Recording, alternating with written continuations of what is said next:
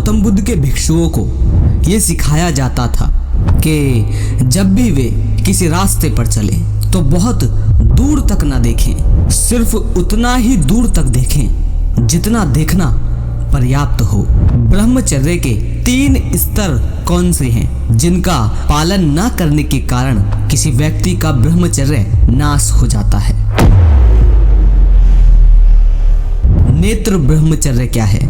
ऐसा क्यों होता है कि हम अपने शरीर पर तो संयम पा लेते हैं लेकिन हमारे मन में अश्लीलता चलती रहती है, और अगर हम अपने मन पर भी थोड़ा बहुत संयम पा ले तो ऐसा क्यों होता है कि सपने में स्वप्न दोष हो जाता है और हमारे ब्रह्मचर्य का नाश हो जाता है? ऐसा क्यों होता है?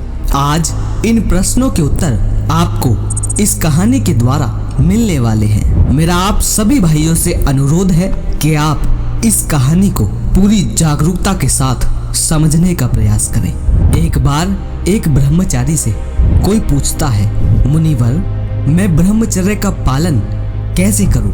मैं बहुत परेशान हूं।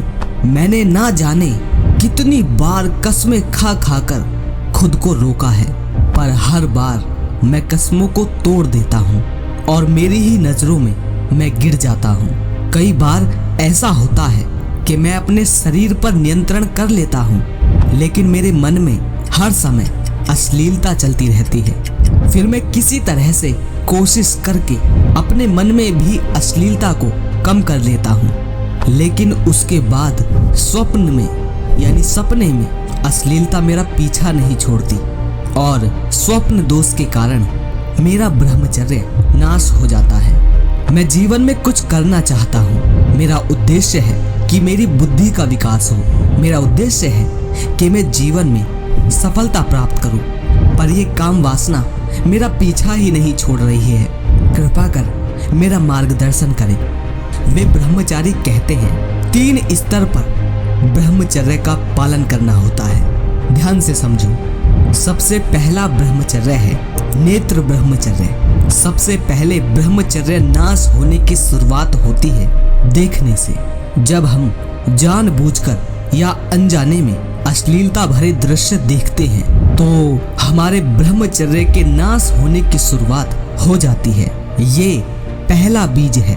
वह व्यक्ति कहता है, परंतु मुनिवर, कभी कभी अनजाने में भी कोई अश्लील दृश्य दिख जाता है, तो ऐसी स्थिति में क्या करें?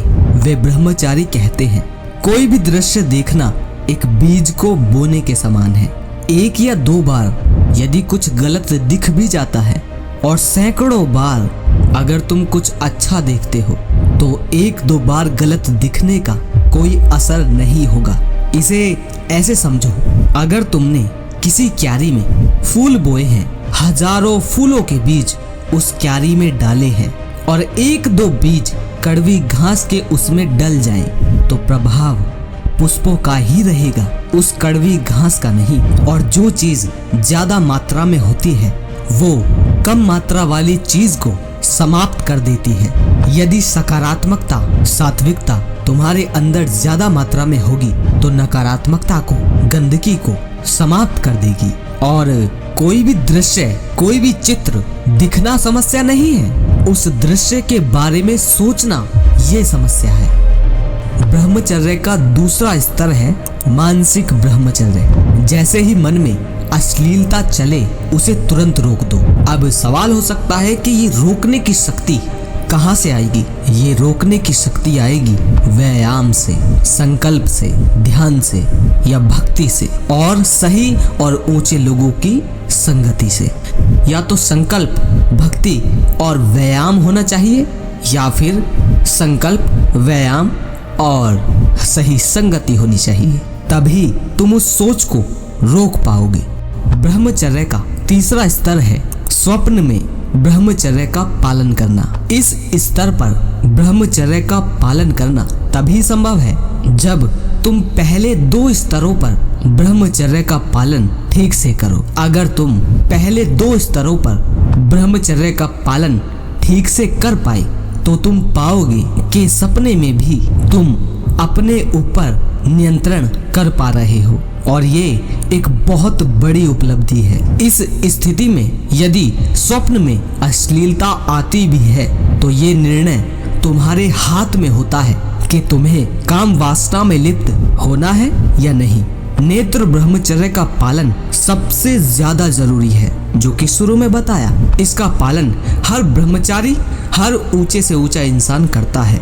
बौद्ध भिक्षु भी इसका पालन क्या करते थे, इसीलिए वे जब मार्ग पर चलते थे तो वे उतना ही देखते थे जितना देखना आवश्यक है। जो लोग स्वप्न दोष से बहुत परेशान हैं, जिनका कोई लक्ष्य है, जिस चीज के लिए उन्हें ब्रह्मचर्य का पालन करना है यानी वीरचर्य का, उनके लिए ये कहानी बहुत सहायक है। अगर आपको ये कहानी समझ नहीं आई है तो आप इसे दोबारा से देख सकते हैं। और अब मेरी बात सुन लो कि ये स्टोरी मैंने खुद ने नहीं बनाई, तो मैं ये स्वीकार करता हूँ कि इस स्टोरी में बहुत सारे शब्दों की त्रुटियां हैं, पर मैं वो गलती आपको नहीं बताऊंगा। आप खुद ढूंढो, खुद देखो और जो चीज सही है उसका पालन करो और उसे जीवन में अपनाओ। मेरे पुराने भाई समझ गए होंगे कि इसमें क्या क्या त्रुटियां हैं जिनको पवन भाई ने सुधारा नहीं है।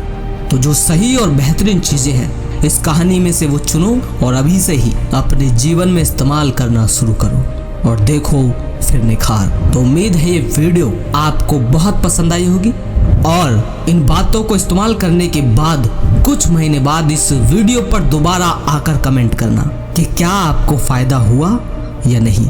मिलता हूँ किसी और खास और जरूरी वीडियो के साथ। धन्यवाद।